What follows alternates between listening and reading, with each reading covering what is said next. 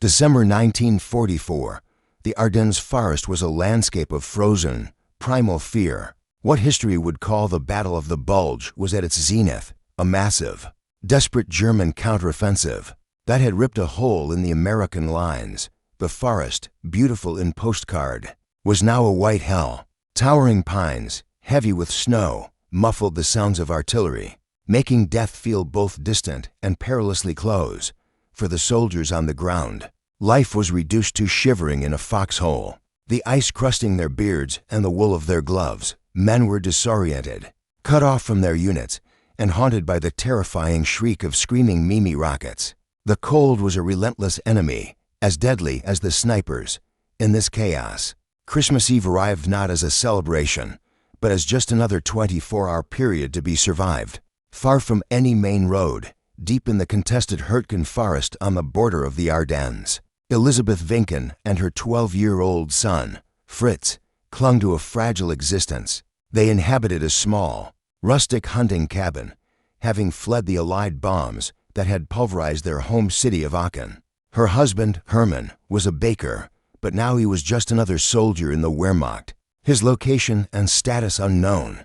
Elizabeth tried to create a semblance of home. For Christmas, she had hidden away a single rooster, a luxury beyond imagining. Hoping to cook it for Fritz, they were surrounded by the war, a constant, dull thudding in the distance, and their small cabin was less a home than a hiding place, a tiny speck of warmth in a vast, indifferent and war-torn wilderness. As the grim twilight of Christmas Eve settled, a sharp, sudden knock broke the cabin's silence. It was a sound they both feared.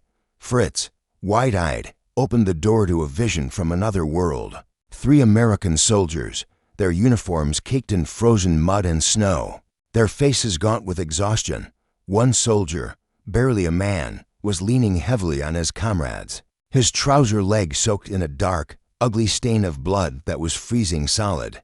They were lost, separated from their regiment for 3 days, and utterly desperate. One of them, a sergeant, spoke a few words of high school German, asking for shelter. For any small corner out of the wind, their weapons were held loosely, their posture one of pure exhaustion, not aggression. Elizabeth Vinken stared. These were the Amis, the enemy who had destroyed her city, the men her husband was fighting. For a second, ideology and fear paralyzed her. Then her gaze fixed on the wounded soldier. He whimpered, a low, animal sound of pain, and his head slumped forward. In that instant, he was not an American. He was not a soldier. He was a boy, someone's son, dying in the snow at her doorstep. Her maternal instinct, more powerful than any national allegiance, took over. She stepped back, her face softening with a resolute pity, and motioned them inside. Come and see herein, she insisted. Come in, quickly. She and Fritz helped the wounded man to the floor. Near the hearth, as she rushed to boil water, her fear eclipsed by the immediate, practical need to save a life. As the 2 unwounded soldiers began to thaw, their vigilance returned. They positioned themselves where they could watch the door and window, their M1 rifles never leaving their grip. Elizabeth saw this. She finished tending to the man's leg, then stood up, wiping her hands on her apron. She was a small woman, but she filled the cabin with an unshakable authority. She looked at the 2 armed men. Guns are not welcome in this house, she stated, her German firm. Not tonight. It is Christmas Eve. You must leave your weapons outside. We will have one night of peace. The Americans were stunned. Disarming an enemy territory, with artillery booming in the distance, was unthinkable. But they looked at her young son, at their wounded comrade who was now sleeping peacefully. The sergeant looked at his man, and after a long, tense silence, he nodded. They unslung their rifles, and the submachine gun, opened the door, and stacked the cold steel in the snow. An hour passed. The cabin had settled into a strange, truce-like quiet. The Americans were eating a thin broth Elizabeth had prepared.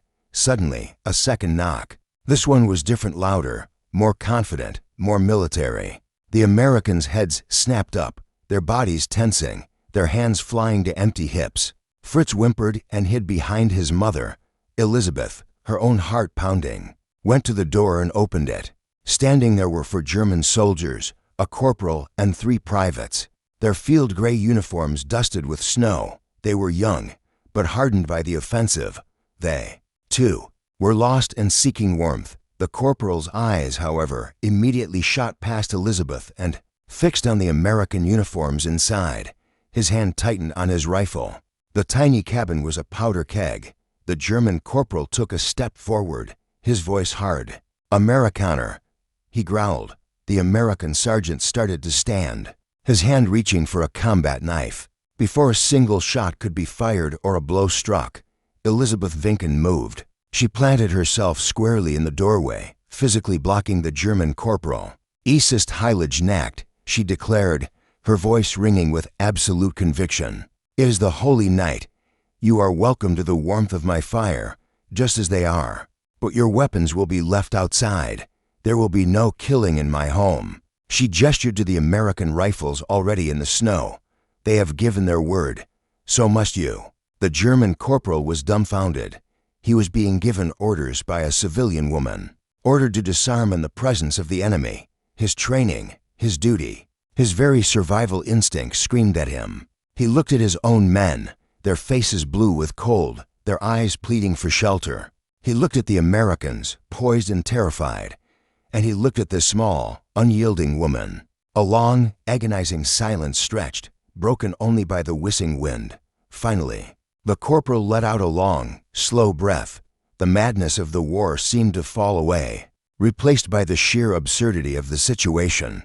He relaxed his grip on his rifle, nodded slowly, and turned to his men. "Let die Waffen ab," he ordered. "Lay the weapons down." One by one, they stacked their Mauser rifles and their MP-40 submachine gun right next to the American weapons. The 7 soldiers, enemies who had been hunting each other just hours before, were now crammed shoulder to shoulder in a room no bigger than a woodshed. The air was thick with a silence born of mutual suspicion and sheer disbelief. Elizabeth broke the tension. She announced that it was Christmas Eve, and they would eat. She pulled the hidden rooster from its cold box. The soldiers watched, mesmerized, as she prepared it, along with her last potatoes. The cabin soon filled with the rich, impossible aroma of roasting meat. It was a smell of home, of peace, of a life they had all but forgotten. The animal hunger in their eyes slowly softened, replaced by a shared, human anticipation. As they ate the simple, miraculous feast, the barriers began to dissolve. One of the Germans, a former theology student from Berlin, spoke excellent English.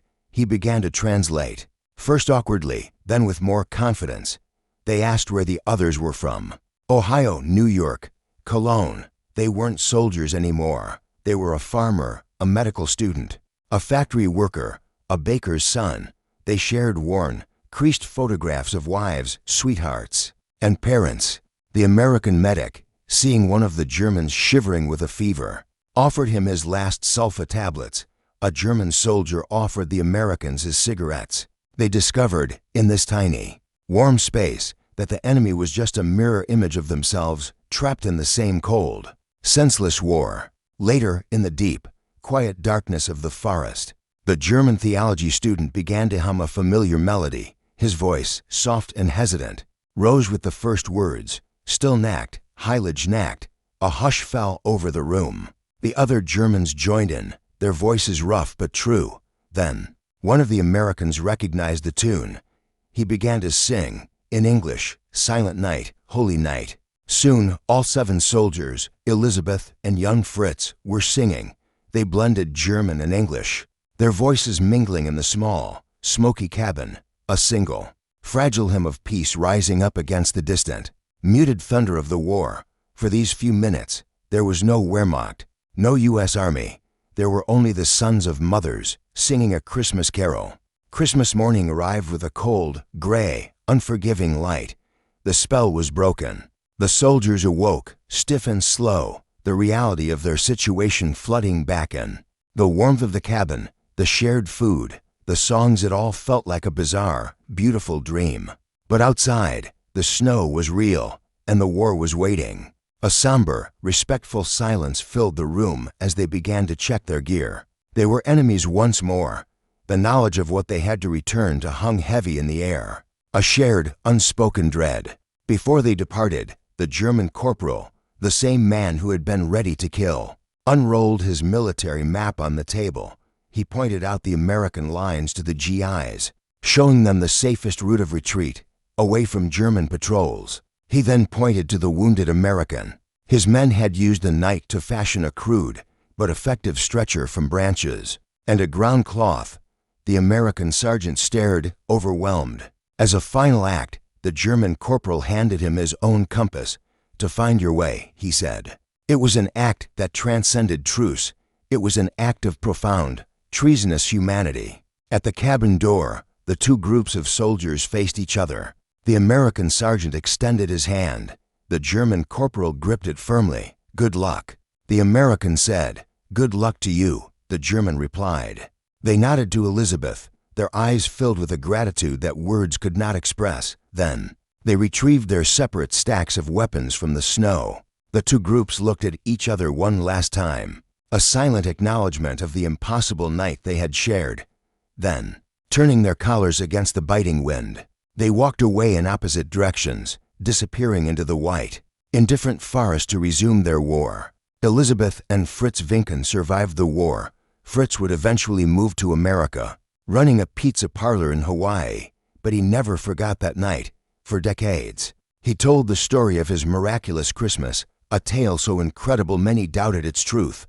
But it was true. Years later, he was even able to locate one of the American soldiers, who verified every detail. The event in that tiny cabin didn't stop the Battle of the Bulge, which would rage for another month. It didn't end the war. But for one holy night, a brave woman's compassion and a few soldiers' shared exhaustion and humanity created a small, perfect pocket of peace.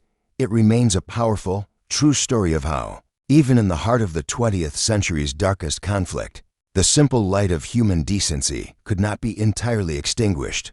If you liked this video and wanted to hear more amazing stories, hit the like button and subscribe for more daily videos.